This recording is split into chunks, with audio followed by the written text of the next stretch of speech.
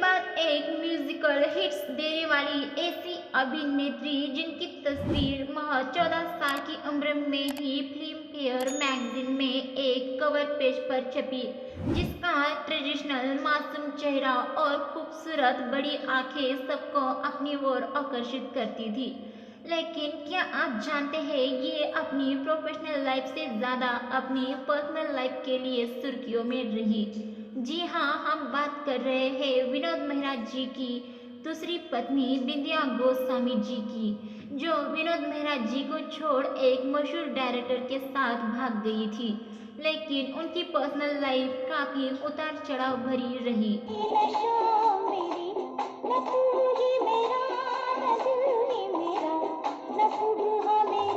आपको ये जानकर भी हैरानी होगी कि बिंदिया गोस्वामी जी के पिताजी ने भी 7 शादियां की थी और इस अदाकारा ने भी घर से भागकर 2 बार शादी की थी। पहली शादी एक शादीशुदा एक्टर से और फिर अपने से 12 साल बड़े फिल्म डायरेक्टर से। बिंदिया जी अपने ज़माने की वो एक्ट्रेस है जो अपनी फिल्मों के वजह से कम और अपनी धमाकेदार प्रेम कहानियों के वजह से ज़्यादा फेमस रही। भरतपुर में जन्मी बिंदिया जी के पिता का नाम वेणुगोपाल गोस्वामी था और मां का नाम डॉली था। कुछ रिपोर्ट्स में दावा किया जाता है कि बिंदिया जी के पिता ने अपनी पूरी जिंदगी में 7 शादियां की थी, जिसमें से एक डॉली भी थी। डॉली जी से ही उन्हें बेटी बिंदिया हुई। बिंदिया जी के पड़ोस में म्यूजिक डायरेक्टर प्यारेलाल जी का घर था।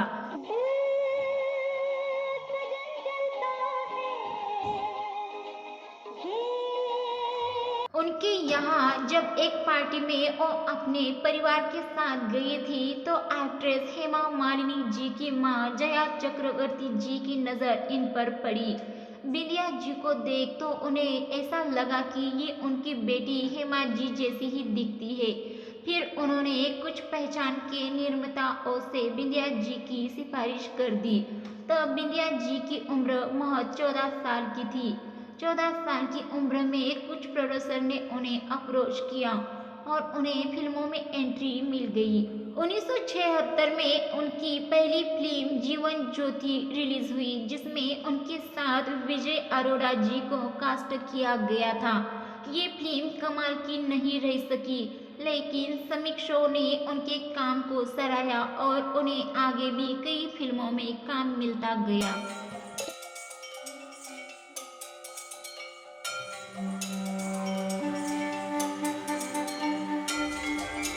इसके बाद 1978 में उन्हें फिल्म खट्टा मीठा में देखा गया। ये फिल्म हिट साबित हुई और बिंदिया जी का नाम भी फिल्मी गलियारों में गूंजने लगा।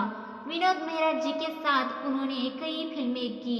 विनोद मेहरा जी और बिंदिया जी की जान पहचान फिल्मों से ही हुई और दोस्ती कब प्यार में बदल गई ये पता भी नहीं चला। विनोद मेहरा जी अपनी पहली पत्नी को धोखा देकर बिंदिया जी को डेट करने लगे।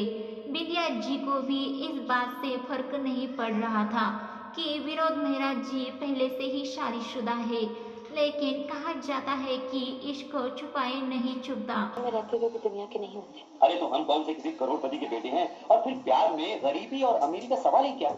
जो रास्ता किसी मंजिल पे ना चाहता हो जितू, उस पर चलने से क्या फायदा। खबर फैली और विनोद जी की पत्नी तक ये बात जहां पहुंची, लेकिन ये बात तो तब और बिगड़ गई जब उनकी एक करीबी द्वारा ये पता चला कि दोनों ने 1980 में ही चोरी चोरी शादी कर ली थी और साथ रहते थे।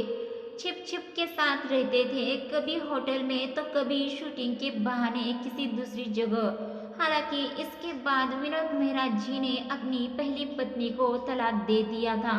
इस दौरान विनोद मेहरा जी की पहली पत्नी के भाइयों द्वारा बिंदिया जी को धमकियां भी मिलती थी, जिस वजह से और शूटिंग पर भी नहीं जा पाती थी।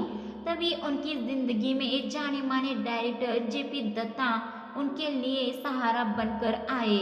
जब बिंदिया जी अपनी पर्सनल लाइफ की परेशानियों की वजह से परेशान थी, तब जेपी दत्ता जी का साथ उन्हें अच्छा लगने लगा। अब काम से होने वाली मुलाकात बिना काम होने लगी और धीरे धीरे बिंदिया जी को जेपी दत्ता के साथ खबरें सरेआम हो गई। विनोद मेहरा जी ने जिस तरह अपनी पहली पत्नी को धोखा दिया था, उसी तरह बिंदिया जी ने विनोद मेहरा जी को धोखा दे दिया। दिल के टुकड़े टुकड़े करके मुस्कुरा के चल दिए। विनोद मेहरा जी से शादी के 4 साल बाद यानी 1984 में दोनों ने तलाक ले लिया। विनोद मेहरा जी से अलग होने के बाद उन्होंने जेपी दत्ता से 1985 में दूसरी शादी रचा ली। हालांकि ये शादी उन्होंने भागकर ही की, क्योंकि उनके घर वाले शादी के लिए राजी नहीं थे। इसका मुख्य कारण जेपी दत्ता जी की उम्र थी। बिंदिया जी ने दूसरी बार भी परिवार से बगावत की और चुपके से शादी रचा ली। अपने पिता से छिपाकर मैंने तुमसे शादी कर ली। ये कसूर है ना मेरा? बोलो, चुप क्यों हो? बोलो ना। शादी के कुछ समय बाद उन्होंने एक्टिंग बिल्कुल छोड़ दी और पति का साथ देने लगी। फिल्मों के डायरेक्शन में भी और पति की मदद करने लगी। इसके साथ ही उन्होंने कॉस्ट्यूम डिजाइनिंग में भी काम शुरू किया।